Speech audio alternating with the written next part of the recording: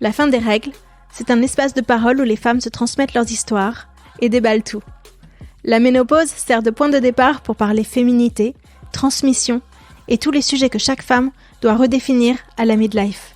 C'est un récit collectif qui se chuchote à l'oreille.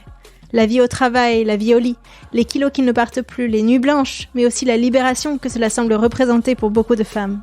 La fin des règles que l'on s'impose, des règles que l'on accepte, la fin des règles quoi. Allez, venez.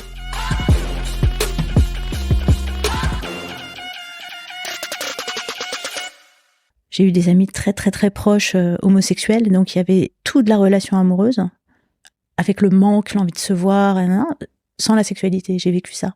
J'ai l'impression d'avoir vécu beaucoup de formes de l'amour dans la relation en tête-à-tête.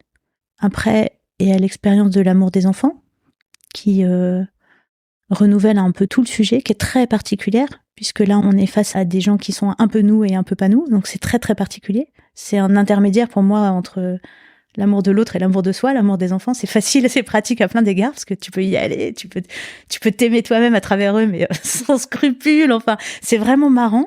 Et puis, je pense que l'expérience amoureuse, au sens strict, en fait, c'est-à-dire celle entre deux personnes qui se désirent et qui... je pense que c'est un temps un peu, pour moi, un peu irremplaçable, en fait. Enfin, il y a une initiation qui se fait là sur ce que c'est que l'amour, là-dedans, alors pas dans l'expérience du désir ou simplement de la relation, parce que ça, tu peux le vivre plein de fois et que ça échoue, mais dans la durée, dans le fait de s'accrocher à ça et de le faire croître dans le temps et de le maintenir complètement vivant et de le... Voilà. Et aujourd'hui, c'est la suite. Je sais pas quoi te dire. Aujourd'hui, ce que je pourrais dire de très personnel, sans entrer trop dans le détail, c'est que je constate avec stupéfaction que je suis comblée amoureusement. J'ai eu assez. Et il y a quelque chose quelque part qui s'arrête. C'est comme si je sortais. Alors c'est peut-être aussi parce que c'est la ménopause et que je me dis ça suffit ou je sais pas quoi, ou que... Enfin, je veux dire, c'est peut-être lié assez naturellement à une transformation de soi qui fait que, tu vois, moi, ça fait bien 5 ans que les mecs me mettent plus dans la rue. C'est fini. C'est un truc qui est derrière moi complètement. Et ça, c'est quelque chose qui change beaucoup dans la vie d'une femme. Et d'ailleurs, c'est un grand repos. Enfin, à plein d'égards, c'est super. Mais à certains égards aussi, c'est un moment un peu difficile, ce moment où tu sens que tu es en train de devenir une madame et qu'il te regarde avec respect. Et c'est tout. T'es une maman, enfin, il y a une vieille maman même. Parce que, il y en a qui se laissent pas arrêter par ça avant. Et donc, j'ai l'impression d'avoir eu, mais tout, quoi. J'ai plus d'attente de ce point de vue-là. J'ai pas une part de moi qui espère obtenir quelque chose, rêve, veut quelque chose que je n'aurais pas eu. Et ça veut pas dire qu'il y a plus de désir, c'est pas ça, mais il y a quelque chose qui est complètement contenté. Et ça, c'est merveilleux. Je suis très impressionnée parce que moi, je serais jamais capable d'arriver là. Je vais toujours être en manque. Mais non, ça dépend de ce du regard des autres. Ça dépend de ce que tu vas vivre. On ne sait pas. Et puis, ça se trouve, c'est un renoncement. Enfin, je dis pas que c'est bien. Je dis juste, je constate ça. J'aurais jamais cru qu'un jour, je me dirais, ça y est, c'est bon, j'ai eu assez. Jamais. Mais bon, faut vivre des trucs pour ça. Et donc, l'amour maintenant, pour moi, c'est vraiment... plus j'avance dans la vie, plus pour moi, c'est comme un genre de discipline. Enfin, tu vois, tu fais l'effort d'aimer. Enfin, c'est pas l'effort, tu apprends à aimer, tu fais ce qu'il faut, comme, je sais pas, comme tu fais le ménage chez toi ou comme tu laves le linge. C'est-à-dire que c'est un mauvais exemple d'ailleurs, parce que laver le linge, c'est entretenir un petit stock comme ça de trucs nécessaires. C'est pas ça, parce que moi, je parle de croissance, mais, ou comme tu jardines, on pourrait dire. C'est-à-dire, il y a quelque chose à cultiver, mais pas au sens des recettes et de faire des bons plats au mari le soir ou quoi, c'est autre chose. Pour moi, pour le coup, il y a quelque chose à briser en soi pour aimer plus, tout le temps. Mais briser est un mauvais mot parce qu'on a l'impression que c'est agressif, mais c'est pas ça. Et c'est vraiment mon expérience de l'amour.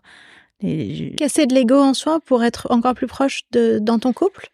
Dans mon couple ou ailleurs. Enfin, je veux dire, dans toutes les relations où il peut être question d'amour. D'accord. Et le couple n'est pas, à mon avis, mais aussi avec les enfants et aussi avec les amitiés. Avec tout le monde, avec tout le temps, chacun, tout le temps. Et alors, casser de l'ego, c'est mal dit, parce que,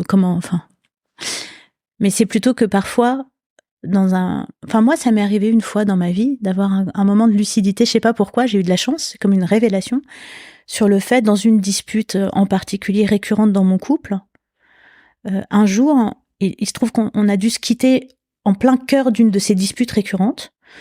Et parce que je devais partir 3 jours faire un truc pour le boulot. Et donc, je me suis retrouvée 3 jours seule, partie en emportant avec moi cette dispute. Et à distance, tout à coup, j'ai vu très simplement, j'ai vu pour la première fois quelle huile je jetais sur quel feu. J'ai vu que je pouvais ne pas le faire et que je le faisais.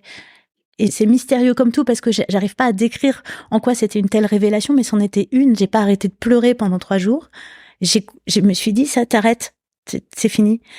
Pourquoi tu fais cette guerre? Et t'as vraiment arrêté? Parce que c'est facile de le dire. J'ai arrêté du jour au lendemain, cette guerre-là.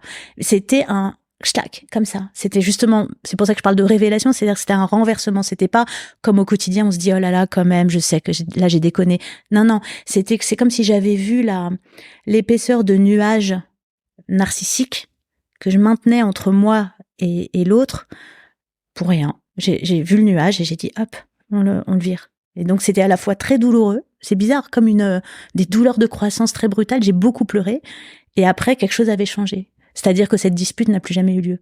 J'ai arrêté de demander cette chose que je demandais et que l'autre pouvait pas me donner. La vie amoureuse, encore une fois, sous sa forme conjugale, c'est pas mari et femme, je m'en fous, mais c'est le fait d'être un couple, de vivre ensemble, de partager, et encore plus s'il y a des enfants. Je trouve que c'est une aventure vraiment, c'est extraordinaire d'y arriver parce que c'est très très difficile et ça réclame vraiment de jongler avec beaucoup de choses. Et pour peu qu'un des deux partenaires soit un tout petit peu en retard d'une marche par rapport à l'autre sur un certain sujet, ça peut exploser, enfin ne pas être possible. C'est un réglage très très fin. Et je trouve qu'on demande trop au couple de toute façon. On le met dans des conditions de pression qui sont un petit peu lourdes pour lui. Tu parles du quotidien, d'élever les enfants, de l'école, de tout gérer en même temps? Je parle déjà de l'obligation déjà de concentrer toute ta vie amoureuse sur lui. Ça, c'est un truc, tous les couples se mangent à un moment à la question du désir pour les autres, en l'exclusivité ou pas ou quoi. Et c'est quelque chose qui est... bon, aujourd'hui, c'est beaucoup plus... c'est des questions qui sont beaucoup plus ouvertes qu'avant, mais enfin, on vient quand même d'un modèle social qui a bon droit, d'ailleurs, un peu comme les moines là qui avaient leur ascétisme. Le couple, la conjugalité, c'est un ascétisme en fait. Et souvent, on le prescrit d'une manière un petit peu autoritaire, peut-être trop tôt, c'est-à-dire à un âge où les gens sont pas mûrs pour le porter et en comprendre l'intérêt, en porter les fruits. Et donc souvent, les couples se cassent les dents sur la question de l'infidélité ou de l'absence de désir ou des choses comme ça.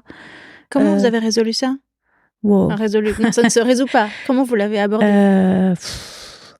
En se donnant des libertés mesurées, en négociant, en revenant en arrière, en disant non, en fait c'est pas possible, je peux pas, je suis trop jalouse, en se battant avec la question, mais en la mettant dans le couple en fait, en se disant on va voir, on va expérimenter, on va faire des pas en arrière, des pas en avant, en se mettant du même côté par rapport à cette question, je dirais, en essayant de se mettre du même côté, parce qu'en fait c'est une question brûlante. On joue pas impunément avec la liberté amoureuse, la jalousie. C'est très très vite explosif en fait. Tu veux dire que ça peut faire des dégâts dans le couple?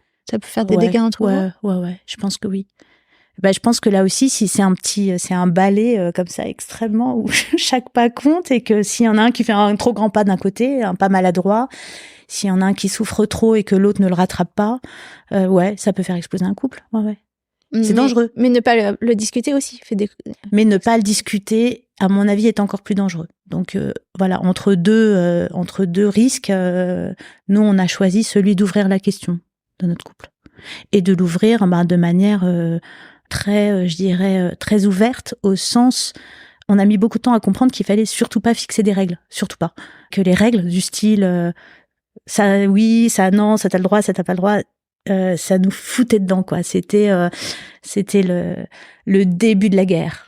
Là, t'as dit que tu faisais ça, t'as pas fait. Tu vois ce que je veux dire? T'as pas respecté, t'as pas la notion de règle, de contraint en la matière. Elle durcit tout et elle durcit la guerre quand il y en a, parce qu'en fait, on joue avec des sentiments très profonds et sur lesquels on n'a pas la main. La question de la jalousie, quand tu t'exposes, tu sais pas du tout ce qui va sortir de toi à ce moment-là. Et donc, on a mis du temps à comprendre qu'il fallait surtout pas être dans des règles, surtout pas s'appliquer l'un à l'autre les mêmes règles. Surtout pas.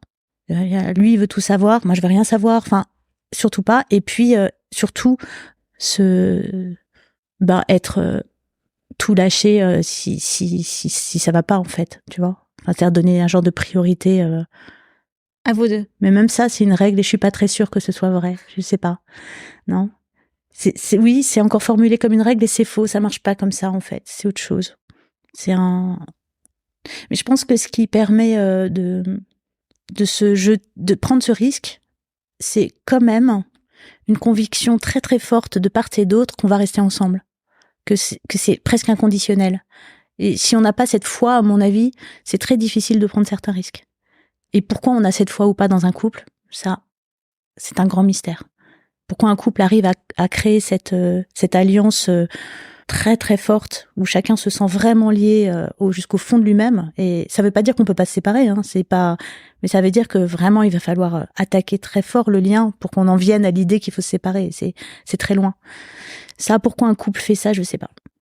Mais je recommande. Je recommande la promesse d'inconditionnalité si elle est possible de part et d'autre. Ouais. Bon, c'est le mariage, hein, en fait.